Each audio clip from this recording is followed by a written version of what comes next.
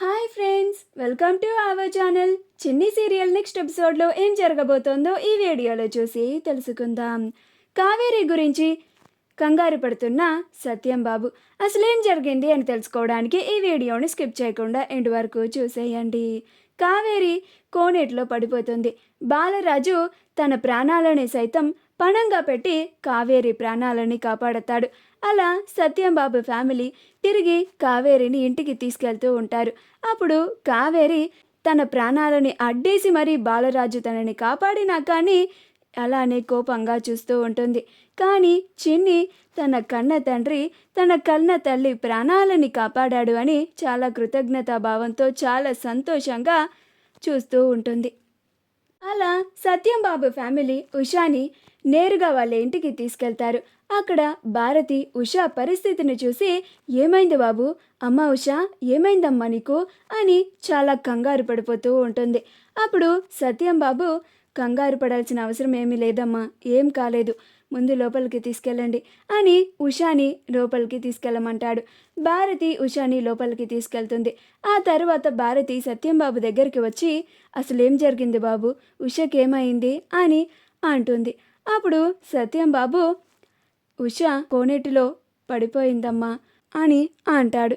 అప్పుడు భారతి, అయ్యో అవునా బాబు, ఎలా పడిపోయింది అని అంటుంది. అప్పుడు సత్యంబాబు, మాకు కూడా ఆ విషయం తెలియదమ్మా, గుడిలో మేమంతా ఒక చోట కూర్చున్నాం, ఉష చిన్ని కోసం వెళ్తానని చెప్పి వెళ్ళింది, తీరా చూస్తే జనాలంతా చాలా కంగారుగా ఉన్నారు, ఏంటా అని కనుక్కుంటే ఇలా ఉష కోనేట్లో పడిపోయింది అని తెలిసిందమ్మా అని అంటారు. అప్పుడు భారతి, నిజంగా ఆ దేవుడే ఎవరో ఒక మనిషి రూపంలో వచ్చి ఉష ప్రాణాలని కాపాడాడు అని చాలా సంతోషపడుతూ ఉంటుంది. ఆ తర్వాత సత్యంబాబు, మేమింకా వెళ్తామమ్మా అని కిందకి వెళ్ళిపోతారు.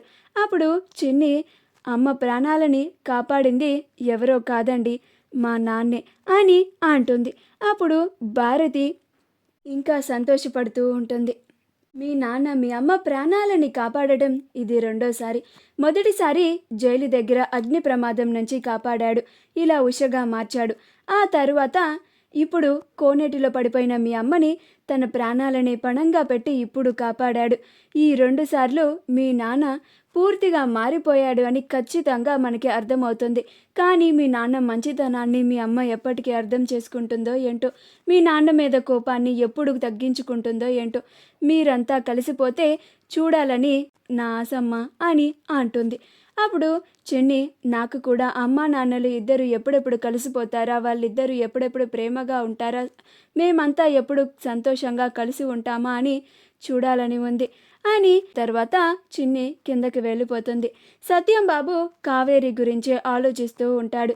గుడిలో ఉష పేరు బాలరాజు పేర్లే స్వామివారికి సేవ చేయడానికి రావడం, ఆ తర్వాత ఉష ఆ బాలరాజుతో కలిసి స్వామివారికి కళ్యాణం జరిపించడం, ఆ తర్వాత ఉష కోనేటిలో పడిపోతే ఉషని ఆ బాలరాజే కాపాడటం, ఇవన్నీ ఆలోచించుకుంటూ అసలు ఆ బాలరాజు ఎంత దుర్మార్గుడు, అతని వల్లే నా చెల్లి కావేరి జీవితం ఇలాంటి పరిస్థితుల్లో ఉంది, ఇక్క నుంచి ఆ బాలరాజుని ఉషని దూరంగా ఉంచాలి, లేకపోతే ఉషారూపంలో ఉన్న నా చెల్లి కావేరి అని తెలిస్తే మళ్ళీ నా చెల్లికి ప్రాణాపాయం తలపెట్టే పని చేస్తాడు ఆ బాలరాజు. ఎందుకైనా మంచిది ఆ బాలరాజుని ఉషని కలవనివ్వకుండా చేయాలి, నా జాగ్రత్తలో నేను ఉండాలి, నా చెల్లి సంతోషంగా ఉండాలి అంటే ఆ బాలరాజు కంట అస్సలు పడనివ్వకుండా చేయాలి అని అనుకుంటూ ఉంటాడు. మా వీడియో కనుక మీకు నచ్చినట్లయితే లైక్ చేయండి, షేర్ చేయండి, మా ఛానల్ని సబ్స్క్రైబ్ చేసుకోండి, పక్కనే ఉన్న బెల్ ఐకాన్ని క్లిక్ చేయడం మాత్రం మర్చిపోకండి.